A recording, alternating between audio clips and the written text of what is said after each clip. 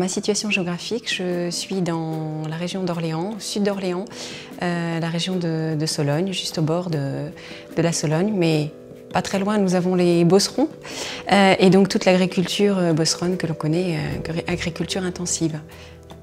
Alors géographiquement, en fait, nous sommes au milieu des cultures des vergers, donc principalement la pomme, la poire, les cerises, un petit peu de vigne aussi, puisqu'il y a l'AOC de l'Orléanais. Et nous sommes donc entourés de champs. Les champs sont là à nos clôtures, à nos clôtures d'habitation. Bien souvent d'ailleurs, les rangées de pommiers touchent nos clôtures. Ma sensibilisation aux pesticides, en fait, je l'ai découvert au fur et à mesure puisque j'habitais dans un centre urbain, j'habitais en plein centre-ville d'Orléans. Et puis nous avons souhaité migrer plus vers la campagne pour acheter une maison et être un petit peu plus au calme. Et donc nous sommes arrivés dans cette région qui nous a particulièrement séduits parce que c'était un petit village. On se sentait au milieu de quelque chose avec une âme et donc on s'est très bien implanté localement et on a commencé à consommer les pommes, les poires, le raisin localement en rencontrant les agriculteurs et je dirais avec beaucoup de simplicité jusqu'à ce que en fait on se rende compte que les traitements avaient lieu toute la journée, voire même le week-end, le soir, et là on a commencé à prendre conscience que en effet c'était des pulvérisations en permanence.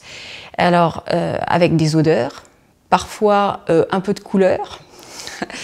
Et puis du bruit aussi, parce que quand les tonnes tournent autour de la maison, c'est un bruit permanent.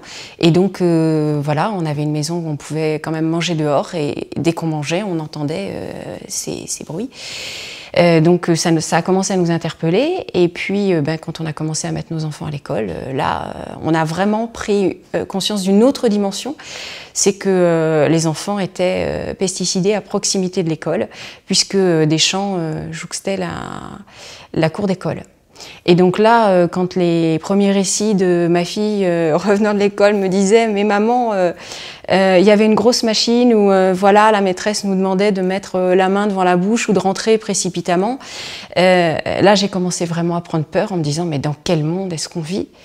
Et donc voilà, j'ai pris contact avec la mairie, les enseignants. Je peux témoigner d'avoir eu un bon relais des enseignants, me disant oui, allez-y, contactez la mairie. Mais à la mairie, je me suis retrouvée là devant je pense un sujet tabou. Et au fur et à mesure, en rentrant en contact avec les élus, malheureusement, j'ai pris conscience que je ne pourrais rien faire puisque de toute façon, ces mêmes élus étaient les mêmes agriculteurs. Et donc, ces mêmes élus qui se retrouvaient dans toutes les instances locales.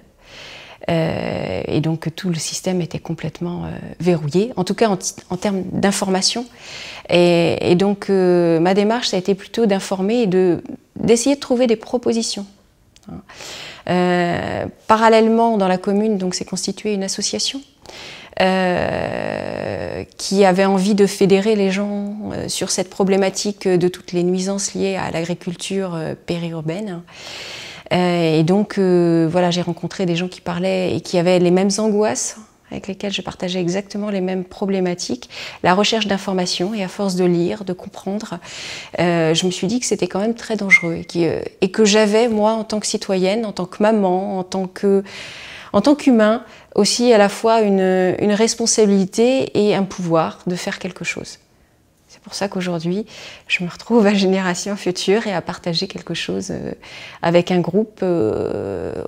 Ça va au-delà du militantisme, c'est une prise de conscience. Je voudrais qu'on prenne conscience et qu'on puisse communiquer avec les agriculteurs. Le militantisme, à tout prix, ça cloisonne en fait, ça enferme. Mais moi, je pense à plutôt quelque chose de très ouvert où tous les citoyens, quels qu'ils soient, quelle que soit leur position, leurs idées, puissent à un moment donné trouver des réponses ou s'ouvrir à des questions, à des points d'information pour prendre conscience qu'ils sont tous en capacité de faire quelque chose dans leur système de consommation, dans leur système d'information. Voilà, c'est dans la vie au quotidien que l'humain doit trouver la possibilité de faire autrement, autre chose, et donc qu'on puisse partir vers un autre monde.